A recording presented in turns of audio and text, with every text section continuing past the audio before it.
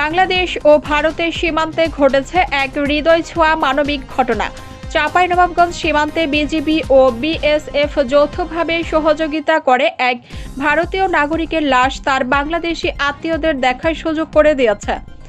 ঘটনাটি ঘটে শুক্রবার 7 নভেম্বর গভীর রাতে।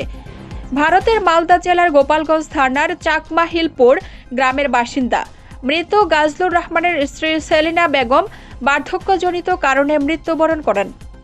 সংবাদ পেয়ে বাংলাদেশের শিবগঞ্জ উপজেলার বাগিচাপাড়া গ্রামের মুসলিম উদ্দিনের ছেলে মোহাম্মদ তোফাজ্জল হক বিজিবির কাছে আবেদন করেন যাতে সীমান্তে গিয়ে তারা প্রয়াত আত্মীয়র লাশ দেখতে পারেন।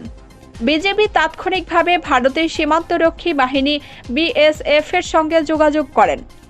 উভয় পক্ষের সম্মতিতে শনিবার 8 নভেম্বর সকাল 10:40 সীমান্ত পিলার 182-2S এর কাছে শূন্য রেখায় আয়োজন করা হয় লাশ দেখার অনুষ্ঠান।